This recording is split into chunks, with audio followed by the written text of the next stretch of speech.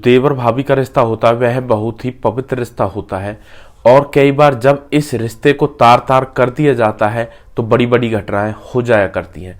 दोस्तों आज की घटना भी कुछ ऐसी है जिसमें एक भाभी अपने देवर के साथ बार बार बनाती थी संबंध और उसके पश्चात कुछ ऐसी घटना घट जाती है कि भाभी की हो जाती है मौत।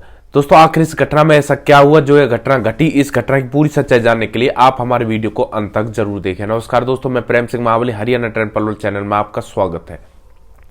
दोस्तों यह घटना छत्तीसगढ़ के रायपुर की है। दोस्तों छत्तीसगढ़ के रायपुर में के एक गांव में सुबह सुबह पुलिस के पास फोन आता है कि साहब यहां पर एक औरत की डेड बॉडी पड़ी हुई है। दोस्तों पुलिस बताई हुई जगह पर मौके पर पहुंच जाती है और पुलिस वहां पर जाकर देखती है तो एक औरत जो मृत अवस्था में पड़ी हुई थी उसके गले पर रस्सी वगैरह के निशान थे। दोस्तों पुलिस उस डेड बॉडी को अपने कब्जे में ले लेती है और उसे पोस्टमार्टम के लिए भेज देती है। इतने में ही जो उस औरत का पति था जो बाहर काम पर जाया करता था वह वहां पर आ जाता है और अपनी पत्नी की ऐसी हालत देखकर बुरी तरह से रोने लगता है।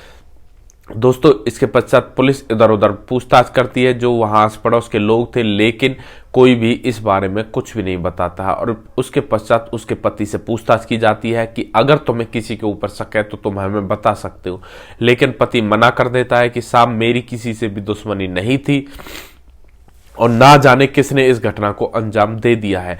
दोस्तों इसके पश्चात पुलिस जो उनके पड़ोस में ही जो उसका चचेरा भाई रहा करता था जिसका नाम राजू था, पुलिस उससे पूछताछ करती कि जब यह कांड हुआ तो तुम कहां पर थे? तो राजू पुलिस को बताता है कि मैं बाहर बाजार गया हुआ था। दोस्तों पुलिस बात को आई गई कर देती है और वहां से चली जाती है। दोस्तों इतने में ही एक व्यक्ति जो गांव का ही होता है वह पुलिस के पास जाता है और वह पुलिस से कहता है कि साहब मेरा नाम मत लेना, मैं तुम्हें एक बात बताता हूं कि जब कल दिन में मैं यहाँ कामनी के घर के सामने से गुजर रहा था तभी मैंने जो उनके पड़ोस में जो उनके चचेरा भाई राजू रहता है उनको कामनी के घर से निकलते देखा था। दोस्तों पुलिस को राजू के ऊपर शक हो जाता है और शक के चलते राजू को अरेस्ट कर लिया जाता है।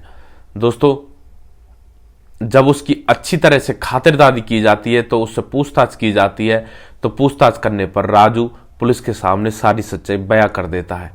राजू पुलिस को बताता है कि साहब 3 साल पहले मेरे और कामनी के बीच में प्रेम प्रसंग बनने लगे थे। मैं पुलिस को बताता कि मेरा और कामनी के बीच में 3 साल पहले से चक्कर चल रहा है।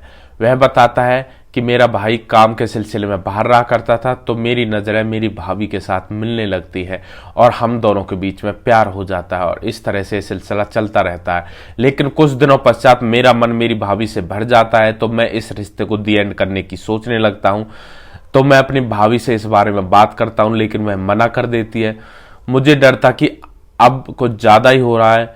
उसकी भाभी उसे बार बार संबंध बना लेकर बुला लेती थी तो उसे डर था कि कहीं गांव वालों को इस बारे में पता न लग जाए, तो इसके लिए वह एक प्लान बनाता है। वह हमेशा के लिए रिश्ते को ख़त्म करना चाहता है और एक दिन जब उसका बेटा ट्यूशन के लिए गया हुआ था तो वह कामनी के घर में जाता है। उसके साथ जब वह संबंध बना रहा होता है तो एक रस्सी से कामनी का गला घोट देता है और उसे मौत के घाट उतार देता है। इसके पश्चात वहां से फरार हो जाता है। दोस्तों इस तरह से एक औरत को मौत के घाट उतार दिया जाता है। इस घटना के बारे में आप क्या कहना चाहते हो? यहाँ पर किसकी गलती है, कामनी की गलती या उस देवर की गलती है? दोस्तों आपकी जो भी राय है आप कमेंट बॉक्स में दे सकते हैं। उस देवर को क्या सजा मिलनी चाहिए, कैसी सजा मिलनी चाहिए, आपकी जो भी राय है आप कमेंट बॉक्स में दे सकते हैं। दोस्तों अक्सर इस तरह के वाक्य हमारे समाज में देखने को मिल जाते हैं जहां पर ऐसे रिश्ते को तार तार किया जाता है। दोस्तों आज के समय में किसी के ऊपर भी भरोसा नहीं किया जा सकता, इसलिए यहां पर सावधानी बरतने की आवश्यकता है। दोस्तों इस तरह का वीडियो लाने का मुख्य उद्देश्य बस यही है कि इससे आपको कोई सीख मिल सके और भविष्य में इस तरह की घटना होने से पहले ही आप सावधान हो सके। दोस्तों अगर आप लोगों को हमारे वीडियोज अच्छे लग रहे हैं तो हमारे वीडियोज को ज़्यादा से ज़्यादा शेयर करें और जो हमारे चैनल है हरियाणा ट्रेंड पल उसको सब्सक्राइब करें ताकि हमें भी आगे बढ़ने का मौका मिल सके और आप लोगों का आशीर्वाद हमारे ऊपर बना रहे। दोस्तों नेक्स्ट वीडियो में एक ऐसी सच्ची घटना के साथ आपके सामने फिर से हाजिर होंगे। तब तक के लिए आप सुरक्षित रहें, सावधान रहें, रिश्तों की अहमियत को समझो, परिवार का ध्यान रखें, बच्चों का ध्यान रखें। जय हिंद, वंदे मातरम।